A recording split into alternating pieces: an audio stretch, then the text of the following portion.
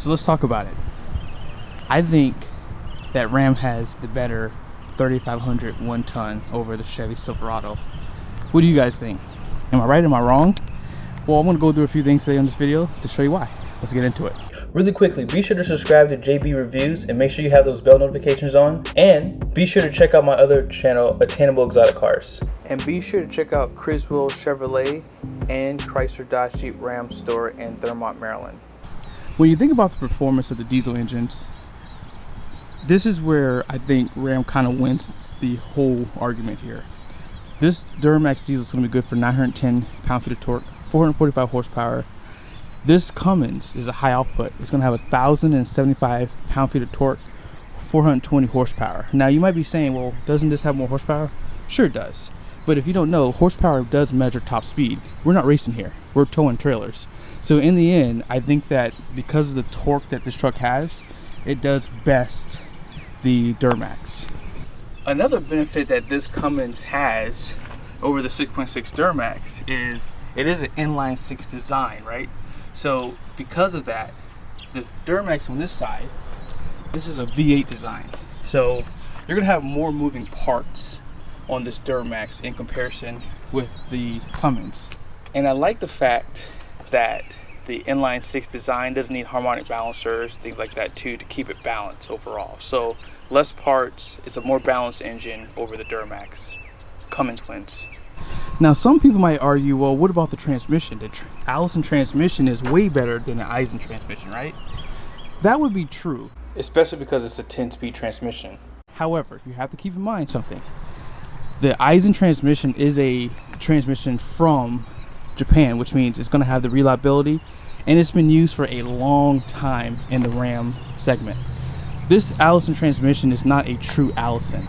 This Allison is something that GM builds in-house, and they just have the stamp of approval from Allison. So in my opinion, because this is a brand new transmission, the Eisen is a better way to go if you do plan on keeping your truck for long term.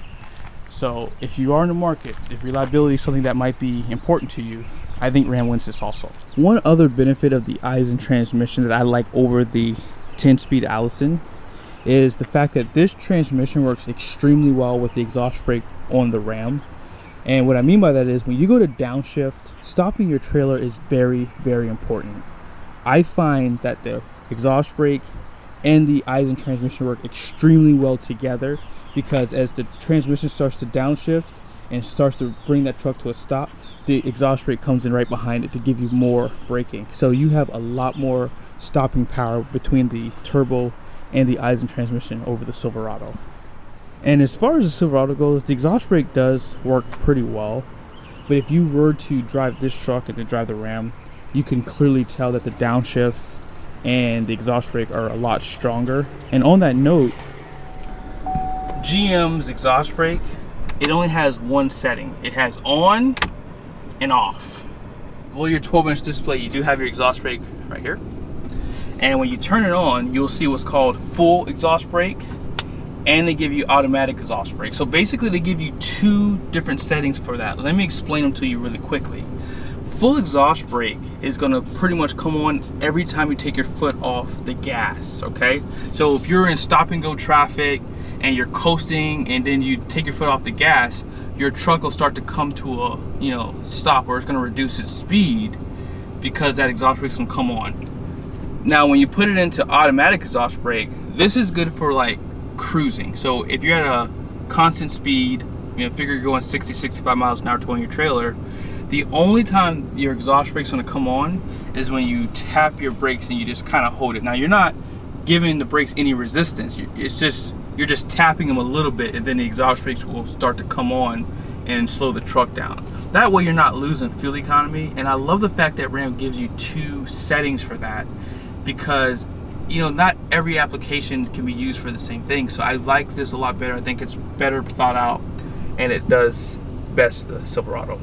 One thing I do like about the Ram 2 is really the overall design. As far as the design goes for the Rams, it's very contemporary in comparison with the Chevy Silverado.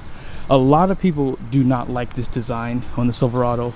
Again, I don't have a problem with it. I think it's definitely very, very busy. but it's different, and you don't really see anything else like this on the market. So in my opinion, I still think that Ram wins this, because not only do they give you 3 different headlight designs. Obviously, when you go up in trim levels, like this is a limited, so this has the projector style headlights. They do have an LED reflector style, and they have a halogen headlight.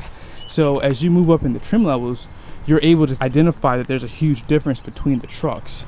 It's not the same for Chevy. Chevy just changes the grills, they might paint the bumpers, things like that. And the LED headlights that you can get on a LTZ is the same as you get on a High Country.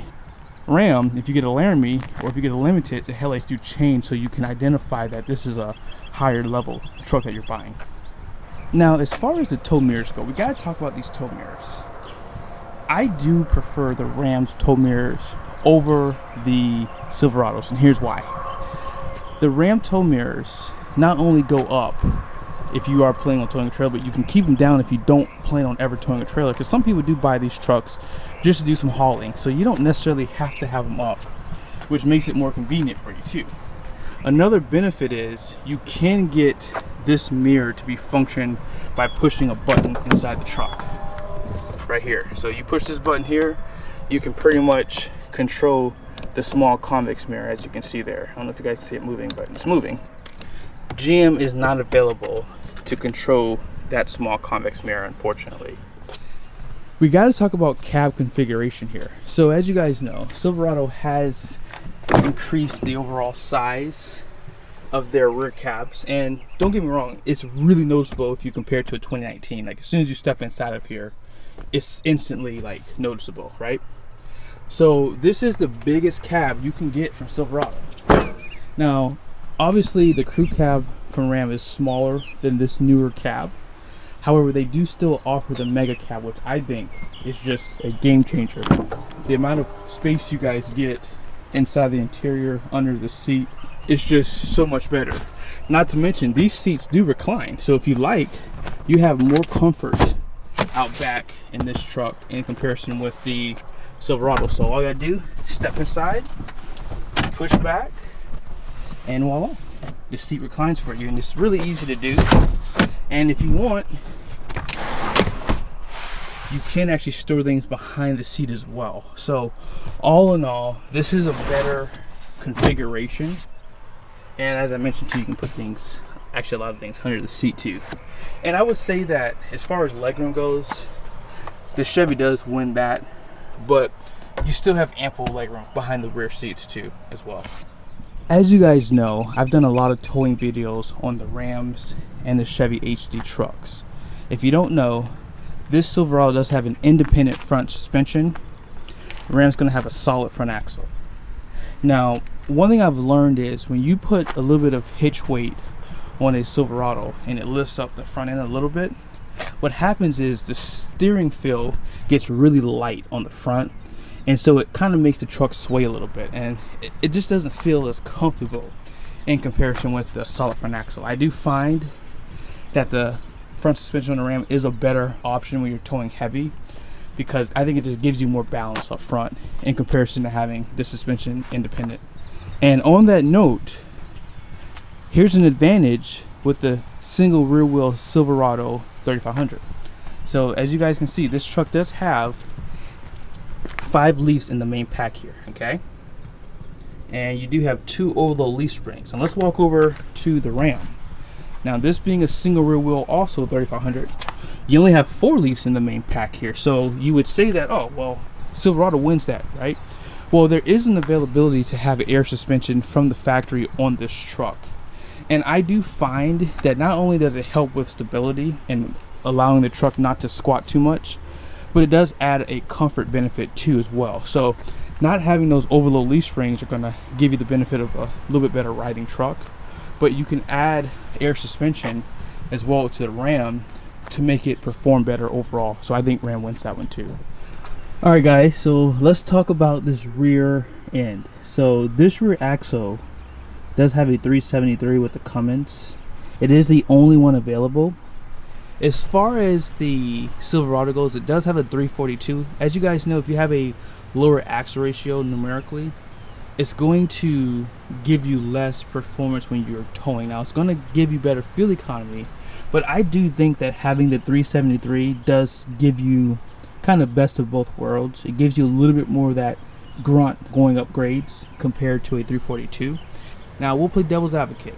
Because of the 10-speed in the Silverados, that first and second gear is a lot deeper in comparison with the Ram, right? But in my opinion, I do think that the Ram's 373 is a better way to go, especially when it's made it to that Eisen transmission. It just has great torque, and I feel like it delivers great power going up grades. As far as interior design goes, it's safe to say Ram's going to win this one. I mean, I don't even have to tell you that. Everyone knows that. I think right now, Ram is still the true winner here. I mean, with the sound system, with the 12-inch display, and just with the real wood and leather treatments to the seats, this is the true winner here. I love the accents. And one thing that Ram has an advantage over on the Silverado is it does have push button start standard on all trim levels. This Silverado here is pretty much a step up from the work truck and custom. This is the LT model, and it still has a key that you have to enter into the ignition. So I think that it's safe to say that Ram wins on the interior design. As I said, it's just not fair because of this interior design here. And yeah, but it's still overall a nice truck. It's very simple. And one thing that Ram has, let me go back over to Ram that I'll show you guys real quickly. Ram's vehicle information is way better than the Silverado as well. I mean, just take a look at some of the things that the Chevy does not have. Like, they don't really give you a lot of the stuff here. Like, for example, boost. I don't think I've ever seen a boost pressure for the Silverado. They don't offer a diesel particulate filter, so you can monitor this, you know, at any time. And on top of that, you can also measure your exhaust rate, your gauges in one spot. And this is just so much easier and so much more like usable in comparison with what Silverado offers, which they don't offer anything like this. So I think that Ram's a better truck here. Now, something I like that Ram offers, and Silverado does the same thing, is they do offer a place for you to set up your trailers. On Ram, you can do up to 4. But where I think Ram takes the win is through the braking setup. They actually have light electric, heavy electric, light electric over hydraulic, heavy electric over hydraulic. And I like the fact that you can do this because I have a fifth wheel and a race trailer. My fifth wheel uses heavy electric, my race trailer uses light electric. One time I was moving my fifth wheel and I forgot to set it back to my race trailer, and what happened was I left it on heavy electric brakes. So when I was going down the road, my brakes literally started smoking on my race trailer. So this does make a difference if you don't choose the right one, so just keep that in mind. One thing I do like about the GM trucks is they do give you your trailering information on the door jamb. The gross fuel weight rating for this truck is going to be 12,100 pounds. Max payload is 4,058 pounds. So let's take a look at the Ram. This Ram has a 12,300 pound GVWR, and its overall payload capacity is 3,804 pounds. Now you might be saying, well, doesn't the Silverado have a higher payload than the Ram? Well, sure it does. But this Ram does have the 20-inch wheels, and this is the highest trim level you can get for this actual Ram. Whereas this is actually a base model LT, and it only has 200 pounds more in comparison with the Ram. So in my opinion, I think that if I were to compare apples to apples, which I'm going to do right now, I found a 2021 Ram 3500 Bighorn Mega Cab, and this truck with all of its options, this is the actual payload that they're showing online for that truck. It's at 4,217 pounds. Now, to be fair, this does have a 68 RFE transmission, so if you get the Eisen, this number is going to go down probably about 200 pounds. You will see that Ram actually bested the Silverado there too. So on that note, thank you so much for watching this video. I hope it was helpful. What did I miss in the comment section? Let me know what I missed on the Ram that bested the Silverado. I didn't go over everything here, but I want to do this video really quickly because this truck is getting sold today. So I had a few minutes to come out here and do the video, so I wanted to do it for you guys. So thank you again for watching this video. I hope it was helpful. Be sure to like and subscribe to my channel, and I'll see you soon.